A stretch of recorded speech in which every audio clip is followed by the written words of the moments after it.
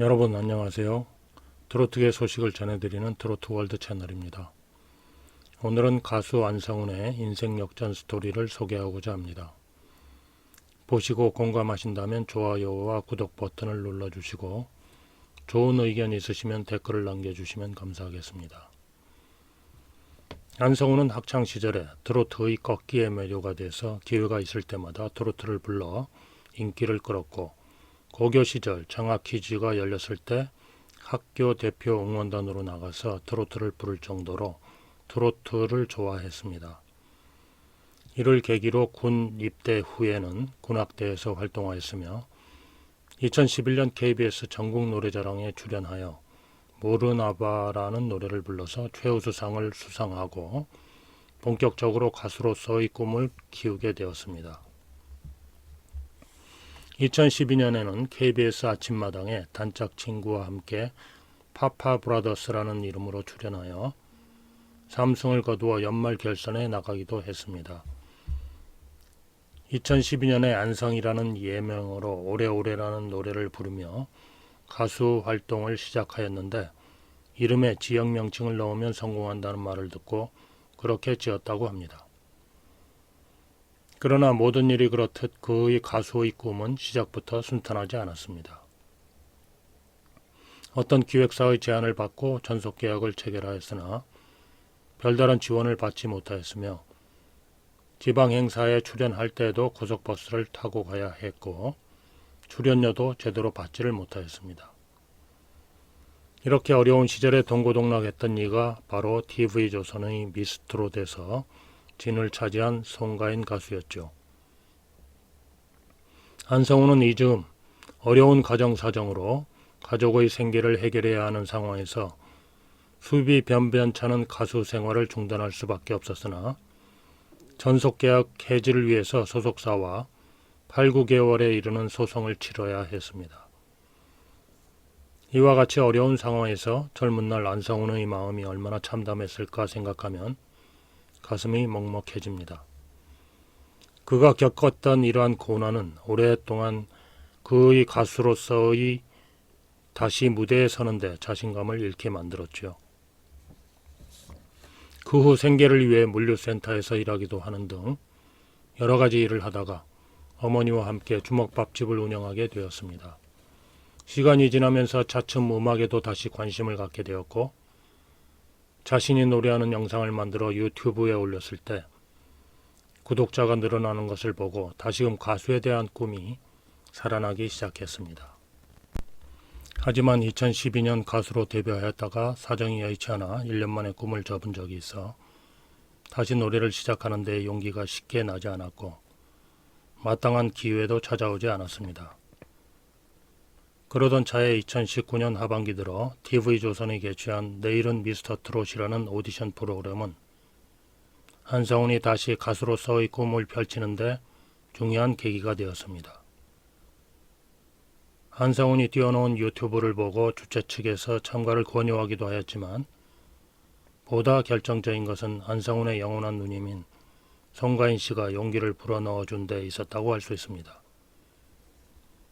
2012년 안성훈과 같은 소속사에서 어렵게 가수 생활을 했던 송가인 씨가 2019년 초 TV조선이 개최한 내일은 미스트롯이라는 경연 프로그램에서 두각을 나타냈을 때의 일입니다. 안성훈이 이 프로그램을 보고 전화를 하자 미스트롯이 성공하며 이어서 미스터트롯도 한다고 하니 꼭 도전해보라고 동생 안성훈에게 권하였습니다. 이에 안성훈은 용기를 내어 2019년 하반기에 시작된 미스터트롯 경연에 참가 신청을 하였고 101명이 예선 참가자 명단에 이름을 올릴 수 있었습니다. 예선에서 안성훈은 박상철의 노래 울엄마를 불렀는데 13명의 심사위원 전원이 버튼을 눌러 올 하트를 받았습니다. 너무나 오랜만에 방송 무대에 서서 성공적으로 노래를 마치자 자신도 모르게 그동안의 서름이 북받쳐 올라 눈물을 참을 수가 없었습니다. 2012년에 가수에 도전하였다가 1년 만에 실패를 맛본 후 7년 동안 온갖 고난을 겪고 어머니와 함께 주먹밥집을 운영해왔던 세월들이 주마등처럼 스쳐 지나갔기 때문입니다. 본선에 오른 안성우는 본선 1차전에서 나태주 등 5명과 함께 팀을 이루어 세미트로트인 천년지기를 부르고 1대1 데스매치로 치러진 2차전에서는 정통 트롯 대결을 하고 싶어 이찬원과 대결하였으나 패하여 탈락 위기를 맞았습니다. 안성훈과 이찬원은 트로트 가수로 성장해가는 과정이 비슷했다고 볼 수 있고 두 사람 모두 꺾기에 능숙하다는 공통점을 지니고 있습니다.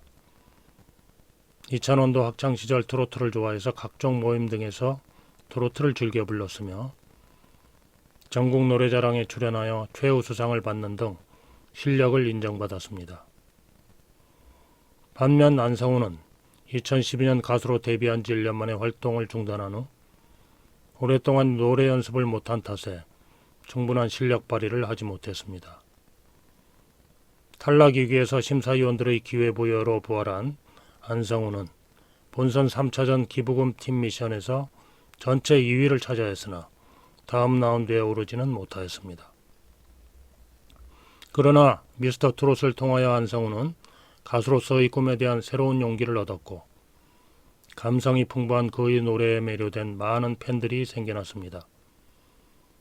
팬들은 멀리서 직접 평택에 있는 안성훈의 주먹밥집을 찾아주었고 식당에 스티커가 주렁주렁 걸릴 만큼 많은 응원의 메시지를 남겨주었습니다. 미스터 트롯 경연 프로그램이 종료된 후 안성훈은 생각을 보여주는 엔터테인먼트사와 전속 계약을 체결하여 연기 김호중과 한 식구가 되었고 숙소도 셋이 함께 쓰게 되어서 진짜로 한솥밥을 먹고 있습니다. 세 사람의 동거는 서로에게 긍정적인 에너지를 불어넣어주는 상승 효과가 있는 것으로 생각되며 세 사람의 케미도 좋아 의형제라고 불러도 좋을 것 같습니다.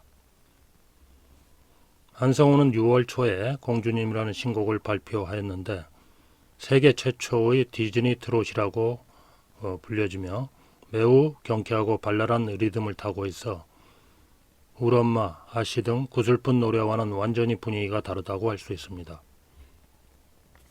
이 곡의 작사에는 안성훈이 직접 참여하였으며 요즘 대세라고 할 수 있는 알고 보니 혼수상태와 김지환의 플레이 사운드가 프로듀싱을 맡았습니다. 이후에도 다양한 활동을 펼치며 KBS 드라마 기막힌 유산의 OST 또다시 사랑해도 잊지 못해를 부르기도 하였으며 KBS2의 부르의 명곡 MBC 복면가왕에 출연하여 진가를 발휘하기도 하였습니다. 특히 복면가왕에 출연해서는 금지된 사랑이라는 가면을 쓰고 발라드풍의 노래를 매력적인 보컬로 불러 패널들을 놀라게 했습니다. 이 프로그램에서 2승을 거두고 3라운드에 진출하는 등 그의 가능성을 충분히 엿볼 수 있는 무대였다고 할 수 있습니다.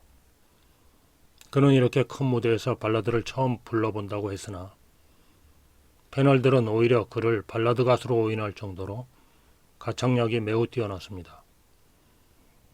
지난 10월에는 가요 무대에 출연하여 울엄마를 구성지게 불러 시청자들의 심금을 울렸는데요.